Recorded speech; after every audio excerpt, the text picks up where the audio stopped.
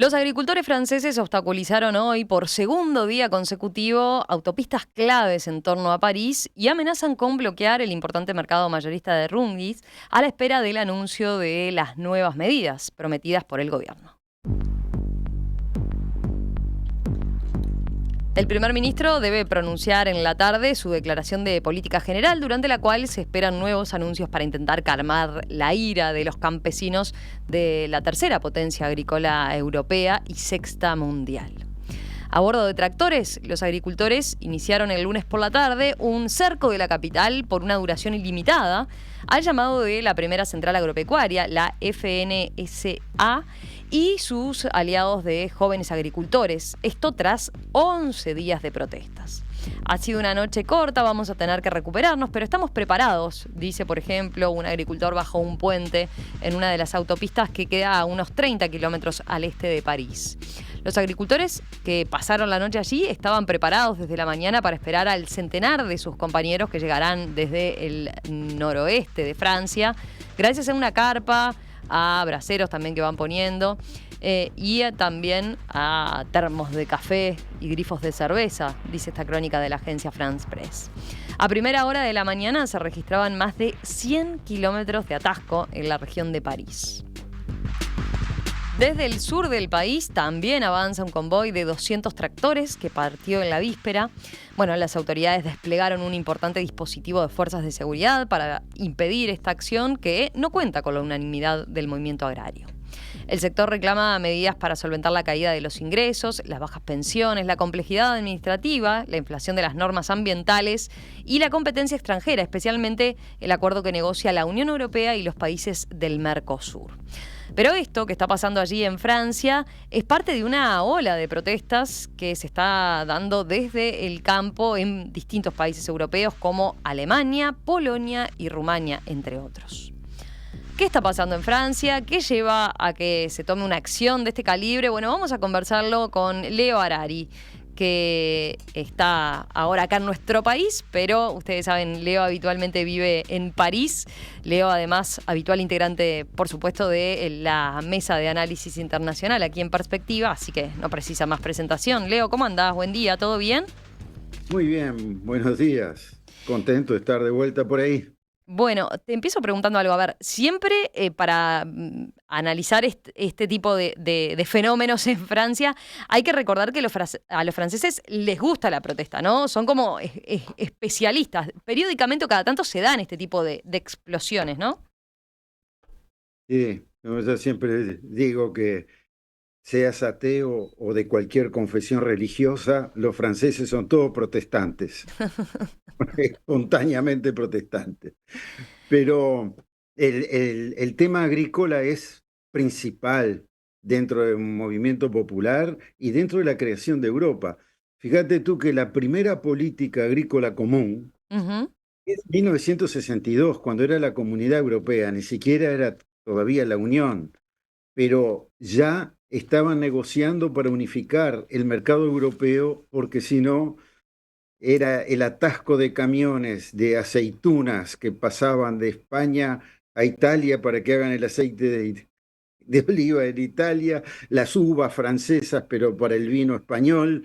Y era Claro. extremadamente complejo y fueron de las grandes cosas que hicieron una política agrícola común que empezó a ser una ingeniería muy compleja de subvenciones cruzadas.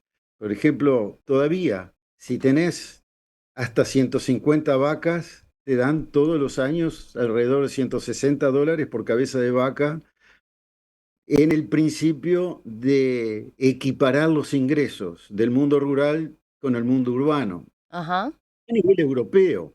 Entonces, los países pueden completar eso, pero ya existe un fondo europeo más importante, más de 60.000 millones de dólares, para equilibrar la situación agrícola a nivel europeo. O sea que cuando se prende una mecha en uno de los países, puede encenderse el fuego en todos lados. ¿Por qué ahora? Porque ahora se están enfrentando a múltiples desafíos, todos cayendo sobre el sector vital que es la producción agropecuaria. Te iba a preguntar antes, Leo, para situarnos en el tema. Profundicemos un poquito en lo que, en lo que es el sector agropecuario de Francia hoy en día, ¿no? Es importante de qué nivel estamos hablando en lo que es la economía francesa. No, es extremadamente importante. Lo que nosotros llamamos el Ministerio de Agricultura, los franceses lo llaman Ministerio de la Agricultura y la Seguridad Alimentaria. Ujú, Es decir, han considerado que la producción de alimentos es una cuestión básica, estratégica y propia de la soberanía del país. Ese principio no está aplicado en todos lados. En Europa, por ejemplo, los ingleses, más agarrados al principio del mercado, no se preocupan mucho por ser soberanos alimentariamente, van a comprar donde es más barato. Ahora con el Brexit se quedaron sin lechugas, porque no se era más barata la lechuga francesa producir en Francia que en Inglaterra, pero ya no más, porque se fueron y entonces hay visas y entradas y aranceles y camiones que no pasan por el túnel, en fin. O sea que es un tema principal. A nivel europeo hay más de 10 millones de agricultores ujú. 10 millones de inscritos, agricultores. 10 millones, con los empleos directamente vinculados, ya sea por el transporte o la transformación de productos agropecuarios, tenés más de 40 millones de empleos, lo Ujú, que es una cifra muy importante. Además de eso, como has visto, se movilizan, pelean y hay una cadena de valor compleja hacia digamos, como dicen acá, de la tierra al tenedor. Hay un camino largo y ese camino, eh, el poder adentro de esa cadena ha ido evolucionando en la medida que evolucionan las situaciones económicas a nivel global. Es decir, hay grandes multinacionales que son las que ponen la música y como la cadena es compleja, en cada saltito de la cadena, cuando te vas yendo del campo y vas llegando al lugar donde van, al supermercado, hay el transporte, el que lo industrializa, en fin, y todo eso va dejando beneficios. Al final, el consumidor es el que paga y los beneficios se distribuyen en general mal, siendo el productor el que está peor pagado y el que corre el riesgo de que los problemas climáticos, los cambios en la oferta y la demanda, todas las cosas que pueden pasar a nivel sanitario, eh, hacen del agricultor un trabajador bastante más sacrificado ujú. que otros en otros escalones de la cadena productiva. Vos decías que ahora además están enfrentando un contexto particularmente complejo, ¿no? Por la cantidad de temas que tienen arriba de la mesa, ¿no? Podemos profundizar en eso, a ver cuál es la situación, porque veía, Bueno, hay reclamos por el costo de vida, se reclaman por la burocracia, se reclama por la competencia con las importaciones. todo eso es cierto. ¿Cuáles son los grandes desafíos? Tenés un desafío de fondo que corresponde a los compromisos de los países europeos de ajustarse a una transición ecológica. Eso significa el control de los productos fitosanitarios, los herbicidas y los pesticidas y todo eso que tiene un costo, ¿no? Aquí, a mí me pasa acá en el jardín. Aquí se consigue un herbicida en el supermercado. En Francia no hay más herbicidas para uso particular. Si vos querés matar un musgo que te está saliendo por, yo qué sé, los muros, tenés que salir a arrancarlo con las manos, o tirarle aguajanes, o qué sé yo, o enojarte, o prenderlo fuego, pero no hay como existía, como se consigue en otros lados, herbicidas poderosos, todo eso está prohibido. Eso tiene un costo. Después hay la lucha contra la inflación. Hay negociaciones permanentes entre la gran distribución, que son capitales internacionales muy poderosos, y los gobiernos para que el precio del consumidor sea lo más bajo posible. Ahora, esa rebaja, ¿quién la paga? va bajando la cadena y al final El cae productor. mucho sobre los hombros del productor. O sea, ellos tienen ese problema. La lucha contra la inflación son una de las primeras víctimas. El ajuste al cambio climático son una de las primeras víctimas. La tercera parte de una ventaja, y es que están llenos de subvenciones, pero las subvenciones tienen burocracia atrás, a veces tienen controles importantes y por otro lado tenemos gobiernos que están luchando contra el déficit. Entre otras cosas, hay que decirlo, yo no lo oigo mucho en la prensa, pero los presupuestos nacionales europeos están dedicando más dinero al armamento, cosa que no pasaba desde hace décadas.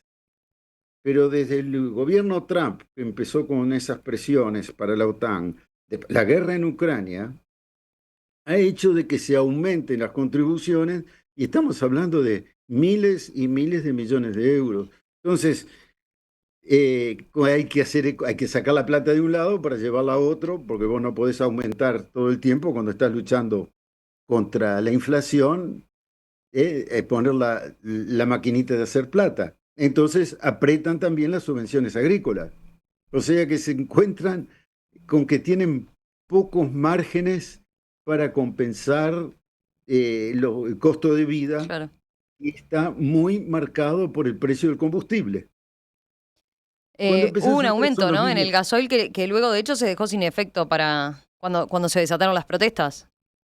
Sí, tuvimos todo lo de los chalecos amarillos, que fue una rebelión y que partió de un aumento en el precio del combustible. Sí, Entonces de los empiezan chalecos a amarillos, discriminar. recordemos, ya hacen 5 años, ¿no? 2018 fue. Así, así es. ¿Tiene algún Y, punto de contacto? Ahora después hablamos de eso. y sí, hay una mayor cantidad de espontaneísmo en el movimiento popular, pero no es el caso ahora, porque ahora los que están liderando estas cosas son movimientos sindicales agrícolas. Este, entonces, el precio del combustible, que está también influido por el tema de Ucrania, empiezan a hacer, por ejemplo, decir, bueno, está bien, hay el diésel, que es para el transporte, el que usan los camiones, y hay el que se usa para los tractores, que no pasan por la carretera, están fundamentalmente arando el campo, cosechando, etcétera. Entonces hay dos precios diferentes para el diésel de maquinaria y el diésel de transporte. Entonces unos protestan y los otros, porque ellos sí, tú no. Al final ahora hasta los taxis se han metido en el conflicto. Agrego un último punto Ujú. porque es bastante interesante. Algunos de los gobiernos europeos tienen una coalición verde. Por ejemplo, el, el gobierno alemán lo llaman gobierno semáforo, porque hay rojos, amarillos y verdes. Los verdes tienen su peso porque están gobernando en Alemania, han sufrido grandes humillaciones porque llegaron a una coalición en la época en que tenían el gas barato ruso, se podían hacer transiciones cerrando centrales nucleares, les rompieron los gasoductos, y está por saber quiénes fueron, aunque ya hay sospechas, y tuvieron que dejar algunas centrales nucleares sin cerrar, de las que estaban previstas, y ahora empieza toda esa lucha de los precios con los combustibles en los cuales hay enfrentamientos. Eh, no tienen por qué siempre ser los campesinos los que van a pagar el precio. En eso estamos, no solo en Francia, te digo, es un problema europeo, en particular alemán, holandés, Ujú. y todavía no saltó los países mediterráneos, los del aceite de oliva y el vino, porque han negociado antes, pero también puede contagiarse. No mencionamos ahí dentro de los factores ahí que están jugando, que están incidiendo, el tema de la competencia de las importaciones. Ahí obviamente hay un tema que nos interesa que tiene que ver con la negociación Unión Europea-Mercosur, pero también veía algunas críticas o cuestionamientos que hacen respecto a los productos que se están importando desde Ucrania propiamente, que les Ah, están sí, sí. compitiendo fuertemente. Eso no solo es un gran escándalo, es también motivo para pensar un poco sobre la naturaleza humana, porque cuando empezó el conflicto, países fronterizos como Polonia organizaban la bienvenida de los refugiados ucranianos. Los iban a buscar en ómnibus, los llevaban a hoteles, les daban hasta tarjeta de crédito. Fue una bienvenida de inmigrantes, mientras se les cerraba al mismo tiempo las mismas fronteras a inmigrantes que venían, ya sea de África subsahariana o de los países en guerra en el Medio Oriente. Esos no podían pasar, pero los ucranianos con los brazos abiertos, hasta que la Unión Europea, para ayudar al esfuerzo ucraniano de guerra, levantó todo tipo de aranceles, imposiciones de impuestos para los granos y otros productos agrícolas ucranianos, con lo cual entraron en una competencia desleal con los productos polacos que están pagando impuestos a nivel europeo. Entonces Polonia cerró la frontera y lo mismo ha pasado con otros países limítrofes porque consideran que hay una competencia desleal de la producción agrícola de Ucrania. Y eso es un gran motivo de conflicto ahora. Y Habitualmente Ucrania en situaciones normales exportaba mucho hacia África y Asia, ¿no? No tanto hacia Europa, por ejemplo. Claro, hay muchas razones para eso, pero entre otras cosas producen más barato, tienen de las tierras más fértiles del mundo. Ahí la tierra negra, fértil, en zonas enormes de la superficie de Uruguay, tienen hasta 15 metros de profundidad, tienen fertilidad de sobra, pero para los países europeos era más práctico igual comerciar dentro del mercado común, digamos, y no era la competencia, no era directa, era África y Asia, efectivamente, y China, bueno, en particular en Asia. Todo eso está evolucionando, pero muestra cómo cuando uno piensa inmigración, no inmigración, juegan otros factores. Y cuando piensa bolsillo, también la canción es diferente. El Mercosur cae totalmente los acuerdos que ya eran muy difíciles por la resistencia francesa y austríaca, que se preocupaban por la salud de las vacas, porque, bueno, ahora van a tener que atender los intereses directos en un momento de tironeo muy, muy fuerte. Sí, no era lo mismo, ¿no? Negociar ya siempre fue trabajoso, dificultoso, pero no era lo mismo negociar sin estas protestas, ya llegando al límite, ¿no? Porque además recordemos que el año que viene, ya este año, ahora nomás, ya estamos en 2024, el Parlamento Europeo tiene elecciones incluso, ¿no? Entonces claro, ahí ya eso implicaba todo un desafío. Bueno, sumémosle ahora este tipo de protestas hace que sea todavía mucho más dificultoso, ¿no? O que directamente, bueno, ya se vea con total escepticismo. Absolutamente, ya lo habíamos dicho en alguna tertulia, yo siempre pensé que era imposible que se concretara esto porque conocía la resistencia que tienen los franceses y otros, no había condiciones, pero el Lula creía, y estábamos en la presidencia española de la Unión Europea, había buenas condiciones, buena voluntad para que salieran, pero ahora con esto está totalmente, en mi opinión, fuera de discusión. En junio va a haber las elecciones del Parlamento Europeo, se van a barajar las cartas de nuevo, pero en concreto la política agrícola común europea es más bien una muralla que un puente para...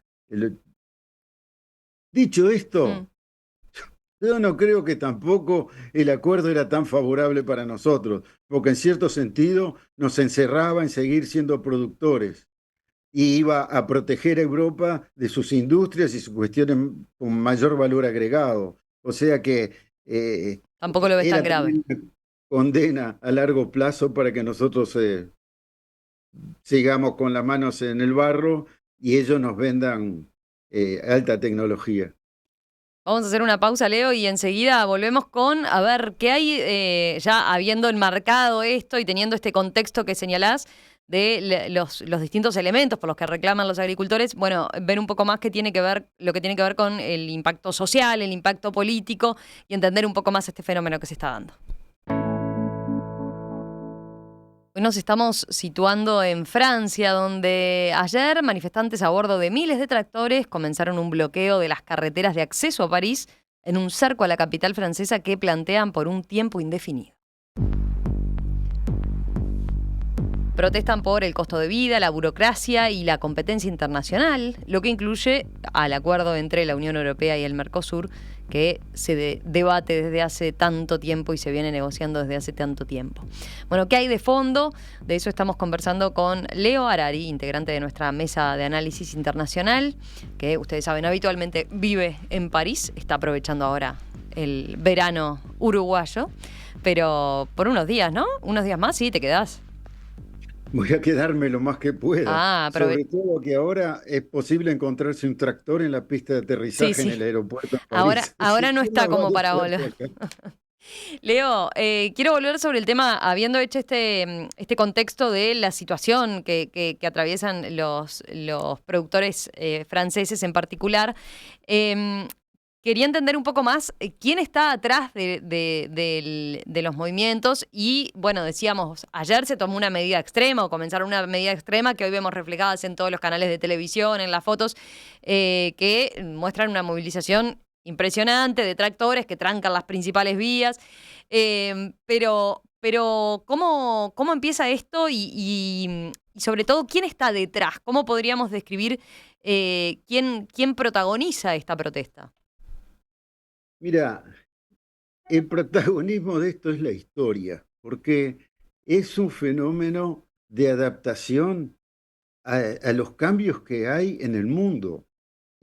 Una de las urgencias que tiene la humanidad es enfrentar el tema del cambio climático seriamente. Y eso en Europa lo han entendido bastante bien, pero cuesta caro, es complicado y eh, otra vez más lo están pagando la base de la pirámide, no la parte alta de la pirámide. La transición ecológica es engorrosa, está llena de normas, de prohibiciones, de adaptaciones, y alguien tiene que pagarla. Por ejemplo, una medida que se ha hecho para cumplir con los compromisos frente al cambio climático es que los propietarios de los terrenos, los productores agrícolas, tienen que dejar el 4% de la superficie de su terreno sin cultivar. Ujú.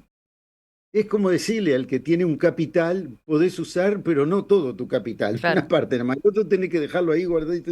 ¿Para qué lo tengo? Y bueno, algunos lo hacen y lo hacen con gusto, hacen un bosquecito y otros dejan simplemente un baldío y otros hacen un parque. El asunto es que no produzca, porque es una manera de preservación ecológica. Eso cumple con un compromiso europeo, pero es 4% de costo, en cierto sentido, de, de- digamos, de pérdida de capacidad Pero productiva. con esto lo que decís es que es entendible, digamos, que haya este malestar. Yo iba sobre todo a pensar, bueno, pero ¿quiénes están detrás? Vos decías hoy los sindicatos de productores, pero cuando decimos sindicatos de productores estamos pensando en los trabajadores del sector o los propietarios realmente de las tierras, los productores como Está tal. bien, ¿no? Es una excelente pregunta que quizás no estoy en condiciones de responderte profundamente, porque no lo sé. Por ejemplo, que hay sindicatos y agrupaciones de productores que no siguen Ujú. este movimiento y que han considerado que no es oportuno hacerlo. Eh, Tendría que entrar más fino, honestamente no lo seguí tan de cerca. Sí te puedo decir, quienes manejan la pelota aquí son las multinacionales, desde las multinacionales de las semillas, Monsanto, Bayer y compañía, con los productos fitosanitarios, hasta las multinacionales del yogur. Y vos mira, de cerca, mismo Uruguay, nuestra agua mineral es de Danone, una empresa francesa, o algunas de nuestras aguas minerales. Son gigantescas multinacionales que cuidan sus intereses y sus márgenes de ganancia que fluctúan de acuerdo a un orden global y financiero que no es el mismo orden que el del productor. El productor corre el riesgo de si llueve o no llueve, si se enferman, si hay plagas o si las semillas están o no disponibles, y las variabilidades propias de los mercados, que son difíciles de prever. Las multinacionales se fijan más en cómo circulan los capitales, en los retornos de sus inversiones y en las tecnologías de producción y en el control de los mercados. Son universos muy diferentes, con intereses diferentes, pero todos en la base de la cadena está el trabajador de la tierra. Estos tipos han estado en Europa bastante bien cuidados, porque ya desde las famosas leyes que se llamaban de Egalim, en fin, creo que era así el nombre, han tenido subvenciones para proteger el trabajo en el campo, cosa que no siempre fue suficiente y han habido fluctuaciones grandes, pero que mantuvieron una modernización constante de la producción agropecuaria.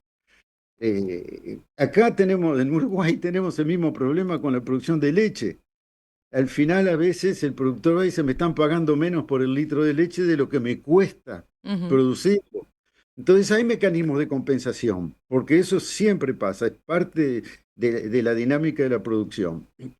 En Europa eso está muy avanzado, muy madurado, y hay muchísimo dinero para compensar. Ese dinero, como veníamos de ver en el bloque anterior, se está apretando porque se necesita plata para el armamento, Claro. porque se necesita frenar la cantidad de dinero para que no aumente la inflación. Y ahora, ¿qué hay atrás? Atrás hay un orden económico mundial que no puede o no es capaz o no quiere responder a todas las necesidades de todos los sectores de producción, termina beneficiando siempre a uno más que a otro. Leo, en lo que tiene que ver con el momento político, digamos, claro, justo esta medida agarra al gobierno francés, además luego de un cambio importante, ¿no? Que es que a principios de mes Macron eligió un nuevo primer ministro, ¿no? Que por otro lado es muy joven, 34 años nada más, es uno de los políticos más populares en Francia hoy por hoy, señalado como su posible sucesor en la presidencia. ¿Cuánto pesa esto?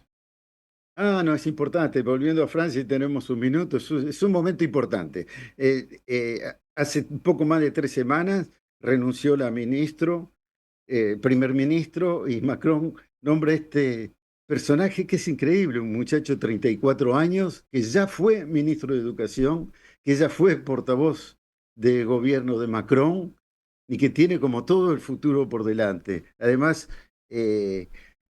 muy valiente en el hecho de asumir su homosexualidad, ya ha vivido muchos años con su compañero, que ahora es el ministro de Relaciones Exteriores, también muchacho Ujú. joven.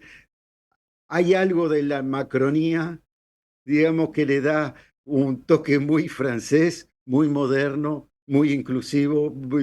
No puede más que despertar un cierto respeto por el esfuerzo de abrir juego con algunos aspectos de la vida social y de la inclusión. Eso está fenómeno. Pero, tenemos una izquierda bastante debilitada ideológicamente en el seno de las instituciones francesas, en el Parlamento en particular, y una derecha que está avanzando no solo en Francia, sino en otras partes de Europa, y el enfoque de Macron ha sido más bien calmar los ánimos de la extrema derecha, Ujú. porque su objetivo es navegar en el centro. Entonces, este gobierno tiene que hacer anuncios para calmar a los agricultores, para no ofender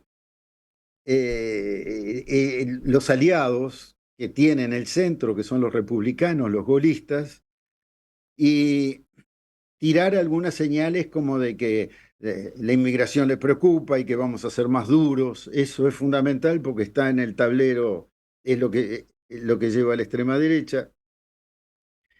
Y hoy de tarde, ahora, dentro de un rato, va a estar presentando Gabriel Attal, el primer ministro joven, su plan de trabajo para lo que queda del gobierno Macron. Ujú. Un plan de trabajo en el cual tiene que hacer ajustes al tema justamente de los trabajadores, porque está el costo de vida en la mano, tiene que ver más cómo llevan adelante Europa, que está un poco ausente en los grandes equilibrios mundiales, y tiene que tranquilizar a los que están esperando la transición ecológica, que es lo que tiene el costo social en estos momentos. No le va a ser fácil. Yo no sé qué puede prometer más cuando ya ha estado prometiendo mucho en las últimas semanas desde que llegó como primer ministro. Es una prueba muy fuerte que podremos comentar mañana. Todavía no pasó. Está No, no por la tiene pasar. sencilla, ¿no? Este arranque entonces en el gabinete.